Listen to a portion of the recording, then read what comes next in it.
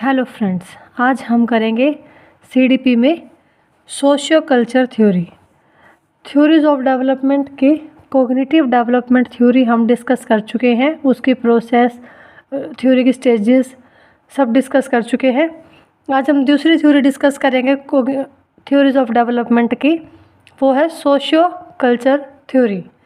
सबसे पहली बात कि सोशियो कल्चर थ्योरी किसने दी, तो लेव वाइगोस्की ने दी। सबसे पहला पॉइंट यही बनता है कि सोशियो कल्चर थ्योरी डेवलप किसने की, किसने दी है, तो वो दी है लेव एस वाइगोस्की। अब बात है कि वाइगोस्की क्या कहते हैं इस थ्योरी के अंदर। तो जो ये सोशियो कल्चर थ्योरी है वो 3 इम्पोर्टेंट एस्पेक्ट पर ही डिपेंड है। जैसे वहाँ पर कोग्निटिव डेवलपमेंट में पियाजे ने सिर्फ कोग्निशन पर ध्यान दिया था, उन्होंने कहा था कि जो लैंग्वेज से कोग्निशन नहीं आता बल्कि कोग्निशन से, मतलब अपनी बुद्धि, अपनी समझ, अपनी इंटेलिजेंस से लैंग्वेज आती है। पर वाइगोस्की कहते हैं कि 3 इम्पोर्टेंट एक्सपेक्ट हैं हमारी बच्चे के डेवलपमेंट के।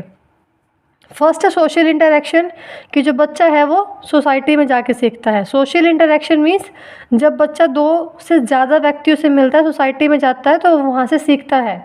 सेकंड है कल्चर, बच्चा कल्चर से सीखता है, अपनी संस्कृति से सीखता है, अपने आसपास के वातावरण से सीखता है। थर्ड है लैंग्वेज, कि बच्चा जो है वो लैंग्वेज सीखता है बाय सोशल इंटरेक्शन।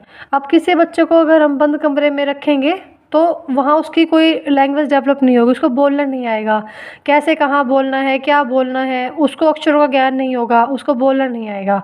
पर जब वो बच्चा कमरे से बाहर सोसाइटी में जाएगा, बाहर जाएगा, तो बच्चे को बोलने का पता लगेगा, बच्चे को लैंग्वेज आएगी, बच्चा सोसाइटी में जाके सीखेगा। तो वाइगोस्की के अनुसार 3 इम्पोर्टेंट थे, सोशल इंटरेक्शन, कल्चर और लैंग्वेज। वाइगोस्की कहते हैं कि सोशल इंटरेक्शन से और कल्चर से हमें क्या मिलती है, लैंग्वेज मिलती है। मतलब लैंग्वेज, बच्चे को लैंग्वेज बोलनी आती है बच्चे को बाय सोशल इंटरेक्शन से, कल्चर से सोशल इंटरेक्शन से बच्चा डेवलप होता है। वाइगोस्की के अनुसार जो कोग्निशन डेवलपमेंट है बच्चे में सोशल इंटरेक्शन से, मतलब अगर बच्चे में बुद्धि का भी विकास हो रहा है, अगर उसकी इंटेलिजेंस पावर भी इंक्रीज हो रही है, तो वो भी बाय सोशल इंटरेक्शन, मतलब सोसाइटी में जाकर ही बच्चा अपने आप को डेवलप कर पाता है। तो इसको हम SCL निमोनिक से याद कर सकते हैं कि 3 इम्पोर्टेंट एस्पेक्ट हैं इसके, सोशल इंटरेक्शन, कल्चर और L से लैंग्वेज। जैसा कि हमने बात की थी कि जो लैंग्वेज है वही डेवलप होती है सोशल इंटरेक्शन से, मतलब कि बच्चा सोसाइटी में जाएगा, सोसाइटी से इंटरेक्ट करेगा, उनसे मिलेगा जुलेगा, तो बच्चा लैंग्वेज सीखेगा। और सेकंड है कि जो लैंग्वेज है वो सबसे बड़ा टूल माना गया कम्युनिकेशन का। वह उसके कहते हैं कि सबसे बड़ा टूल क्या है कम्युनिकेशन बात करने का बच्चों के लिए, लैंग्वेज है। अब है कि लैंग्वेज की 3 फॉर्म होती हैं, लैंग्वेज भी 3 टाइप की होती हैं। फर्स्ट है सोशल स्पीच। सोशल स्पीच ये बच्चे की 2 साल की उम्र तक होती है, मतलब 2 साल की उम्र में बच्चे में सोशल स्पीच आते हैं। सोशल मीन्स वो सबके साथ बोलता है, सोशल दैट मीन्स समाज, वो सबके साथ बोलेगा। अब 2 साल का बच्चा, उसको नहीं पता कि मुझे किससे नहीं बोलना है या किससे बोलना है, तो वो सबके साथ बोलेगा, उसको पानी चाहिए, जो भी चाहिए था वो सबसे ही बात करेगा। तो ये है सोशल स्पीच, मतलब सबसे बात करता है। सेकेंड है प्राइवेट स्पीच। जब बच्चा 2 साल से बड़ा, मतलब 3 से 6 साल की जब उम्र में होता है बच्चा, तो बच्चा प्राइवेट में खुद से बात करना शुरू कर देता है। जैसे सोशल स्पीच में भी क्या है कि बच्चा बोल बोल के बात करेगा पर सबसे करेगा, पर प्राइवेट स्पीच में क्या है कि बच्चा बोल बोल के बात करेगा पर खुद से। फॉर एग्जाम्पल, बच्चे को एक रेलगाड़ी, अगर उसको रेलगाड़ी के डब्बे सेट करने हैं, तो उसको 2 डब्बे मिल गए, 1 डब्बा नहीं मिला, तो वो खुद से बात करेगा कि 1 डब्बा इसका कहाँ गया। मतलब वो खुद से बोल बोल के अपने आप से क्वेश्चन करेगा कि इसका 1 डब्बा कहाँ रह गया जो मैं इस गाड़ी के अंदर लगाना था। तो प्राइवेट स्पीच मीन्स बच्चा खुद से ही बात कर रहा है, बोल बोल के खुद को ही डायरेक्शन दे रहा है, खुद को ही दिशा निर्देश दे रहा है कि इसके बाद मुझे क्या करना है।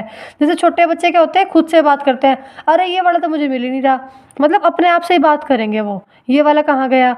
तो ये थी प्राइवेट स्पीच, मतलब इसको हम हिंदी में निज वाक भी बोलते हैं, कि जो बच्चा है वो खुद से बात करता है पर बोल बोल के बात करता है, खुद को डायरेक्शन देता है इसके अंदर। थर्ड है silent inner speech. Silent inner speech जो है वो 7 साल की एज तक हो जाती है develop. Silent inner speech, silent मतलब शांत, इनर मीन्स अंदर, मतलब बच्चा जो है मन मन में ही बात कर रहा है। प्राइवेट स्पीच में क्या था कि बच्चा बोल रहा है, मतलब बोल रहा है अपने आप से। और साइलेंट इनर स्पीच में क्या है, बच्चा मन मन में बात कर रहा है, वो बोल बोल के अपने आप को डायरेक्शन ना देने के बजाय मन में ही बात कर रहा है। तो जब बच्चा मन मन में बात करना शुरू कर देता है तो वो 7 साल वो साइलेंट इनर स्पीच होती है, और ये बच्चे में 7 साल की उम्र तक डेवलप हो जाती है। तो लैंग्वेज के 3 फॉर्म थी। सोशल स्पीच, सबसे बात करेगा बच्चा 2 साल की उम्र तक। प्राइवेट स्पीच, खुद को ही डायरेक्शन देगा बोल बोल के, और जो कि 3 से 6 साल की होती है। अब जैसे एक क्वेश्चन आया हुआ था कि जो CTET के अंदर कि जो नज़मा का क्वेश्चन था एक, कि नज़मा एक है लड़की, तो वो ढूंढ रही है कि मुझे उसके बाद क्या करना है, कि उसके बाद क्या करना है, मतलब वो अपने डब्बे को ढूंढ रही है, एक खिलौना उसको अरेंज करने के लिए अपने बॉक्सेस को ढूंढ रही है। तो वहाँ पर ऑप्शन में थे कि ये कौन सी स्पीच है, तो वो थी प्राइवेट स्पीच, क्योंकि जो नज़मा है वो खुद से बोल बोल के बात कर रही है कि इसके बाद मेरा बॉक्स कहाँ गया, तो ये थी प्राइवेट स्पीच। और साइलेंट इनर स्पीच जो 7 साल की उम्र तक डेवलप हो जाती है, जिसमें जो बच्चा है वो मन मन में ही बात करता है, मन मन में ही अपने आप को डायरेक्शन देता है, वो सबको बोल बोल के नहीं कहेगा, या फिर खुद को भी वो बोल बोल डायरेक्शन ना दे के मन में ही वो बात करना सीख जाता है इस एज तक। इसके बाद इसमें 3 पॉइंट और हैं जो मेन है। अभी तक हमने इसके 3 इंपॉर्टेंट एस्पेक्ट क्या हैं और उसकी लैंग्वेज की फॉर्म क्या है वो डिस्कस किया है। और जो वाइगोस्की है वो बोलते हैं कि लैंग्वेज सबसे बड़ा टूल है कोग्निशन डेवलपमेंट का, मतलब कि लैंग्वेज से ही बुद्धि का विकास होगा, लैंग्वेज से ही बच्चे में कोग्निशन डेवलपमेंट होगा। पर पियाजे बोलते थे, वो बिल्कुल रिवर्स बोलते थे, वो बोलते थे कि कोग्निशन डेवलपमेंट से लैंग्वेज आती है, पर वाइगोस्की कहते हैं कि लैंग्वेज से कोग्निशन डेवलपमेंट आता है। अब इसके बाद इसमें 3 पॉइंट और है। फर्स्ट है zone of proximal development. Zone of proximal development मतलब संभावित विकास का क्षेत्र। अब जो बच्चा है, संभावित विकास का क्षेत्र मतलब बच्चा इतना काम तो खुद से कर सकता है बिना किसी की हेल्प लिए, पर उसका बच्चे का दायरा है वो इतना है, वो सीख तो इतना सकता है बाहर इतना, पर वो खुद से इतना सीख सकता है। तो यहाँ तक का एरिया उसमें उसको हेल्प चाहिए, मतलब इस पूरे एरिया को सीखने के लिए उसको हेल्प चाहिए। तो संभावित विकास का क्षेत्र प्रोक्सिमल डेवलपमेंट मतलब उसका जो डेवलपमेंट का क्षेत्र है वो ये है, उसका जो दायरा है सीखने का वो इतना है, पर वो खुद से इतना सीख सकता है। तो यहाँ पर zone of proximal development means वो एरिया जहाँ पर बच्चा किसी की हेल्प से, किसी के असिस्टेंस से भी सीख सकता है, वो टास्क जो बच्चा जो लर्नर है वो किसी की हेल्प से भी कर सकता है।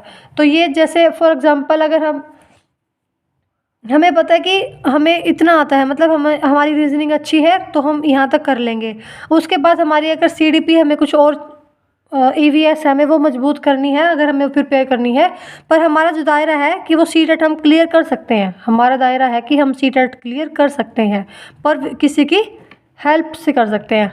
हमें इतनी नॉलेज है कि हमें रीजनिंग आती है, बाहर हम सीख सब कुछ सकते हैं, नॉलेज इतनी है, तो जो बाकी का एरिया वो हमें किसी की हेल्प से सीखना पड़ेगा।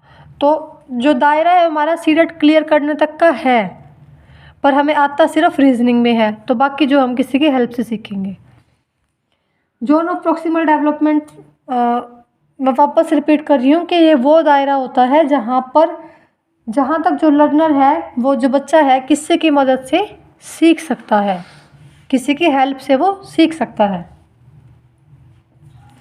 नेक्स्ट है स्काफोल्डिंग। स्काफोल्डिंग मीन्स मचान, इसको हिंदी में मचान बोलते हैं। अब हमने बात की थी जोन ऑफ प्रोक्सिमल डेवलपमेंट में कि जो बच्चा है वो किसी की हेल्प से सीख सकता है, तो हेल्प क्या होगी, स्काफोल्डिंग। स्काफोल्डिंग का मतलब ये है कि वो जो टीचर है जो उसको सिखाने वाला है वो उसको हिंट देके, क्यूज देके, मीन्स सपोर्ट करके उस चीज़ को वो वहाँ तक पहुँचाएगा, वो चीज़ उसको सिखाएगा ताकि वो अपनी चीज़ को जो चाहता है वो उसको अचीव कर सके। तो स्काफोल्डिंग मचान्स मीन्स जहाँ पर जो है जो टीचर है वो उसको हिंट देगा बच्चे को वहाँ उस लेवल तक अचीव करने के लिए, ताकि वो जो अपना उसका मेन गोल है उसको अचीव कर सके। तो स्काफोल्डिंग मीन्स जहाँ पर क्यूज हिंट दी जाती है, बच्चे को सपोर्ट किया जाता है। फॉर एग्जांपल अगर हमें CTET क्लियर करना है और हमें EVS CDP पढ़ना तो हम किसकी हेल्प लेंगे, या तो हम कोचिंग लेंगे या फिर हम यूट्यूब की हेल्प लेंगे। तो ये होगी स्काफ फोल्डिंग, मीन्स हम हेल्प ले रहे हैं यूट्यूब की। तो ये है स्काफ फोल्डिंग।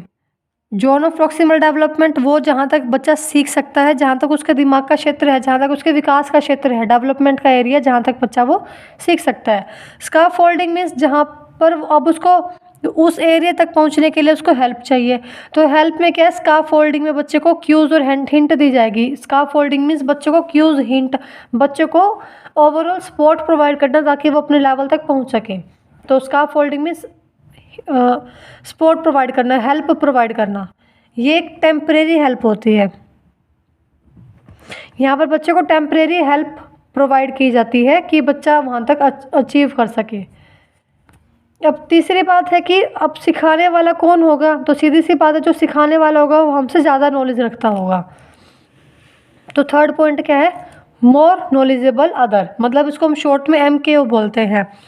वो पर्सन जिसके पास ज़्यादा अंडरस्टैंडिंग है, जिसके पास ज़्यादा एबिलिटी है विद रिस्पेक्ट टू लर्नर की अपेक्षा उसके पास ज़्यादा एबिलिटी है, ज़्यादा अंडरस्टैंडिंग है किसी कंसेप्ट को लेकर, तो वह मोर नॉलेजेबल अदर।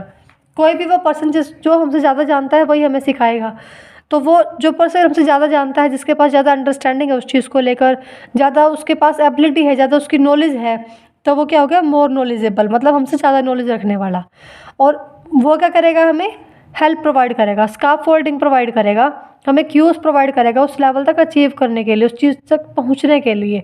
और क्यूज़ से हम क्या करेंगे, हिंट से हम उस दायरे तक पहुंच जाएंगे जहाँ तक हम पहुंचना चाहते हैं या फिर जहाँ तक हम सीख सकते हैं। तो ये इसकी मेन 3 थी। जोन ऑफ प्रॉक्सिमल डेवलपमेंट, जहाँ तक बच्चा सीख सकता है, स्काफ फोल्डिंग जहाँ पर उसको हिंट, क्यूज़, हेल्प चाहिए बच्चे को सीखने के लिए, यहाँ पर बच्चे को सपोर्ट प्रोवाइड करेंगे हम। और थर्ड है मोर नॉलेजेबल अदर, बच्चा जो सिखाएगा वो ज़्यादा नॉलेज रखेगा उस लर्नर से, तो वो क्या हो गया, उससे ज़्यादा नॉलेजेबल हो गया, उससे मोर नॉलेजेबल हो गया। तो ये थे 3 point, zone of proximal development, scarf folding और मोर नॉलेजेबल अदर। ये थी हमारी socio culture theory. I hope आपको सबको समझ में आ गया होगा। अगर फिर भी आपको कोई डाउट हो तो आप हमें कमेंट में बताएं। और हमारे चैनल को, अगर हमारी वीडियो पसंद आ रही है तो हमारे चैनल को सब्सक्राइब करें, लाइक करें और शेयर करें।